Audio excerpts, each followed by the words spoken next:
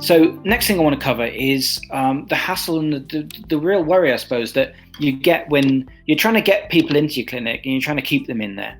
So you might be happy with the amount of people that are coming in, but it doesn't mean they're attending every appointment. It doesn't mean that you couldn't be doing better.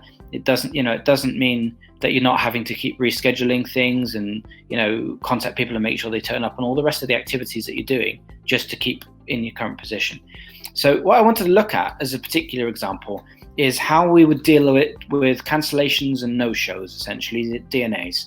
So the big problems for me in this regard are, as I said, you have to contact the people to rearrange if they cancel or don't show up, and that's hassle, of course. We make it as easy as we can in Medesk, but you still ideally don't want to have to do it. You're still going to have to cover your overheads, so whether you're paying staff, whether you're hiring a room, whether you're paying an electricity bill, whatever it is, you're still going to have to try and cover that cost. So we use prepayments and online payments during booking and things like that to try and capture the cost of the overheads at least.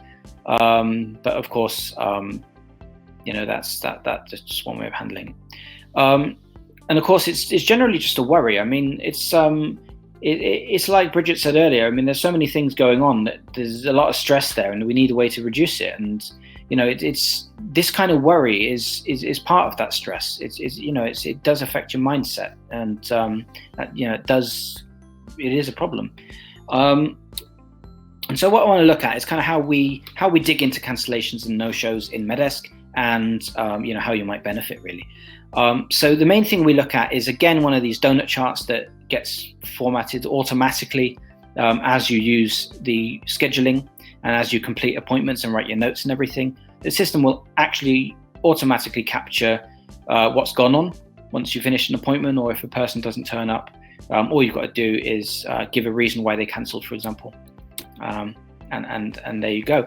And that is a very important point, because it's all well and good that someone's cancelled and you've rescheduled, or not rescheduled maybe, but you want to find out why, because it's not just good enough that they did cancel and that you're aware of it. What you need to really understand is the reasons behind the decisions that your patients are making. So it might be that you're too expensive, like in this example. It might be that they were unwell with coronavirus or something else. It might be that they went elsewhere. It might be that they feel your service is no longer required. Lots of different reasons. And if you record these in a systematic way, what it means you can do is turn this qualitative data, so this word-based, just text essentially data, into numbers.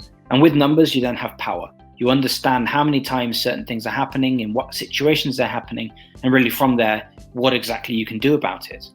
And this is the kind of thing that you dig into once you've got all these different routine and monotonous tasks out of the way, like formatting your documents and sending out reminders and all these kind of things that we're going to automate.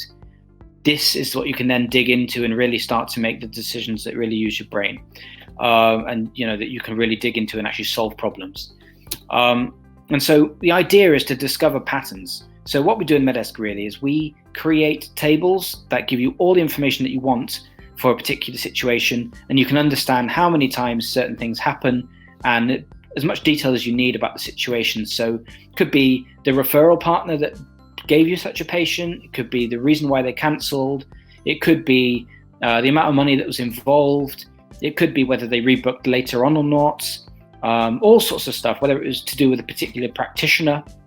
For example, in this particular case here, is it that the doctor involved is rude or somehow doesn't give the impression that they're qualified, or something like that turns patients away?